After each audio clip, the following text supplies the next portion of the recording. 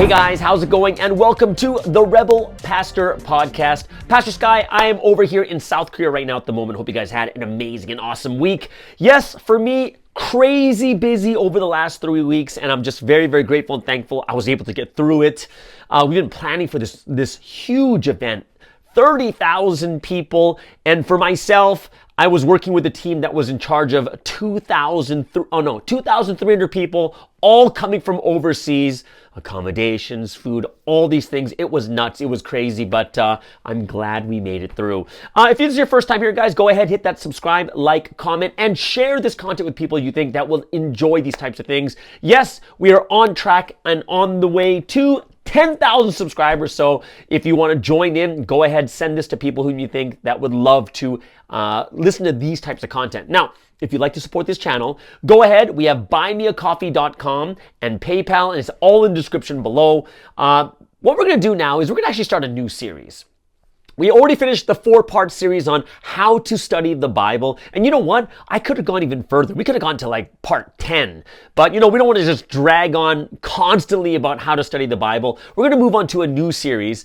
And this is something that I thought was kind of cool because a lot of questions came in about why God doesn't do this. You know what I mean?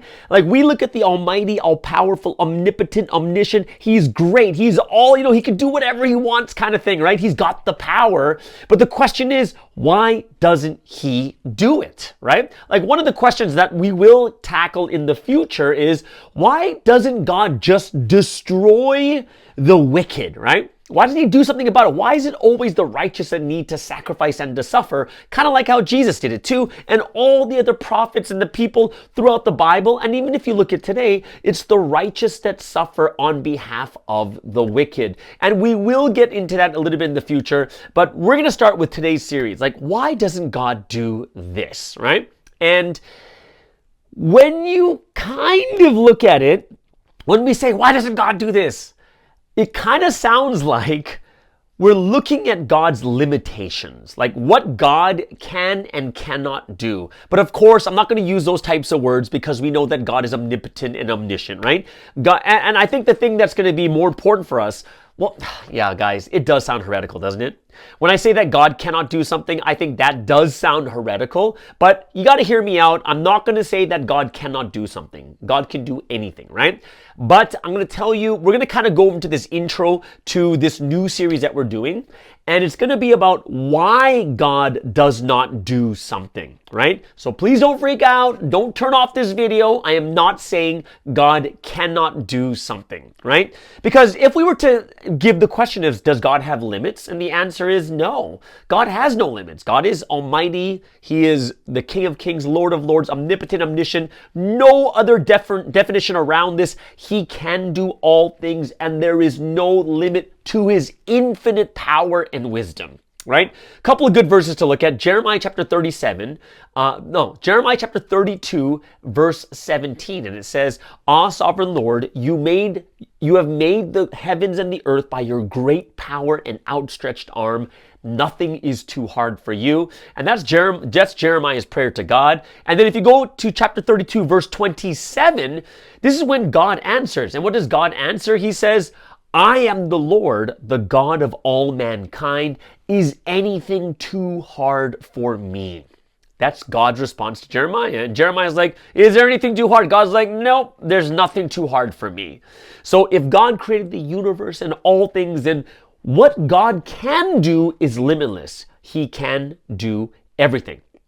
And this is what we're going to kind of get into now is, if he can do everything, if there's no limit to God, then why doesn't he do it? So that's the big question we're going to answer today is why? Why doesn't he do more? Why can't he help the righteous more? Why doesn't he stop the wicked from killing the righteous or doing the most egregious acts? And of course, some people might get into this argument in Romans chapter 9, verse 20, which I don't want to get into. But Romans chapter 9, verse 20 says, "But who are you, a human being, to talk back to God? shall what is formed say to the one who formed it, why did you make me like this, right? So one of the arguments people say is, how dare you say something to God like that? How dare you say, why do you ask God why for this and why for that? God can do anything and it's up to him. It is his will. It is his heart. It is his mind.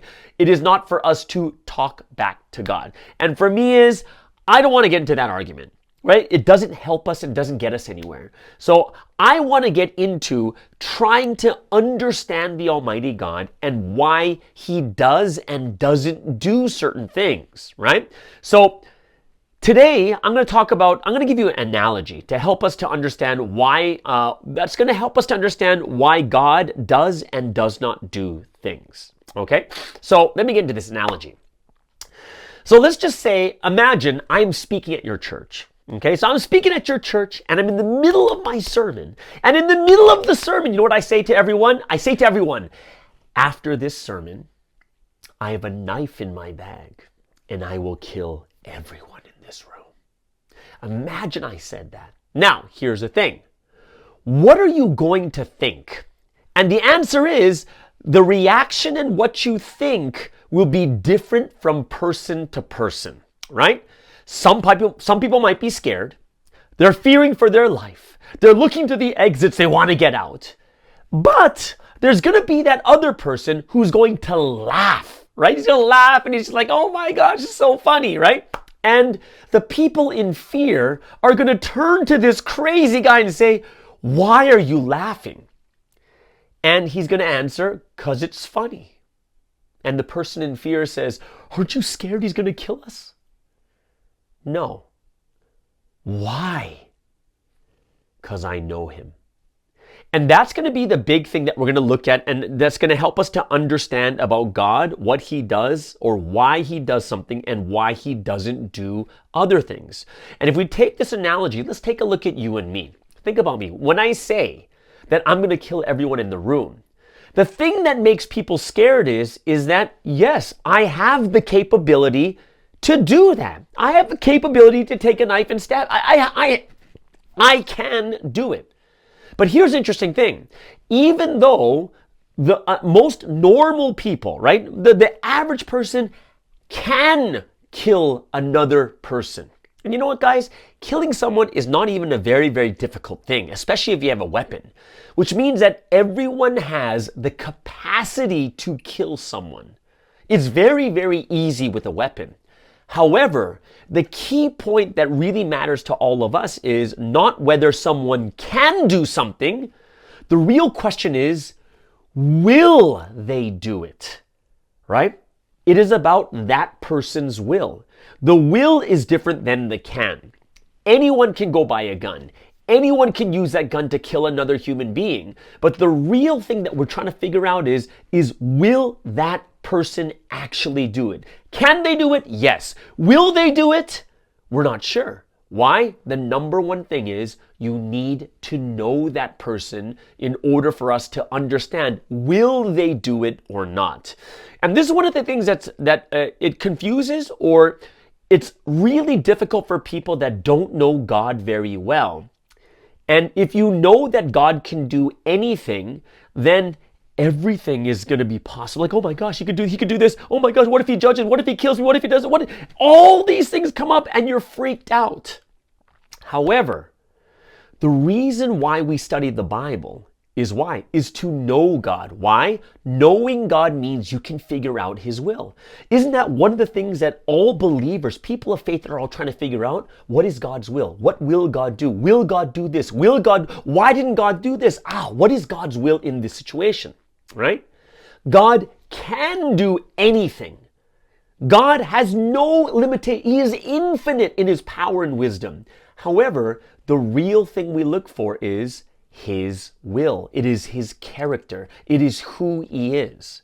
So when you think about this with God too, it's true. God can do anything, but the real question is, will he do it? And this is why we study the words. This is why we study the Bible, right? It's the difference between that person that laughed when I said I'd kill everyone and the person that's in absolute fear, because the person that laughed knows me. And he'll say, he does that joke all the time. And because he knows me and he knows my character, he knows I will not do that, right? So, like I said, I can kill. However, the bigger issue is going to be is, will I do it? So those who don't know me, they only think it's possible. I can do that. So they become afraid. But those that do know me, they know my will. And this is why we are studying the Bible at this time also. And that's why we want to get into this series of why doesn't God do this? And this is going to be this analogy I just gave you is going to be the premise, right, of what we're going to do to get into this series. And of course, I would love for you guys to put in the comments below, yeah, I'd like to know why God doesn't do this. Or what's the reason why God won't do this or won't do this? Why does God do this, right? So this is where when we study about God and understand his will, we'll begin to understand what God will do and not about what he can do. Because what he can do, everyone knows. Everyone knows God can do anything. But the real question is going to be, do you know God enough to understand his will? What will he do? And these are two completely different things. All right. So that is today's intro to this new series. I hope you guys really enjoyed this for part one of this series.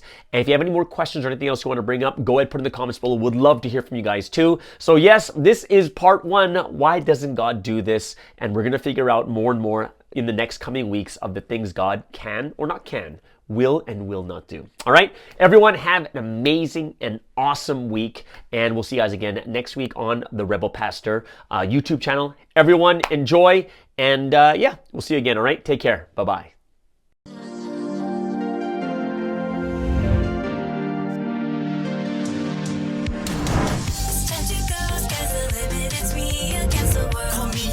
Never settle, I raise the level. It's time to go, sky's the limit, it's me against the world. Rebel pastor,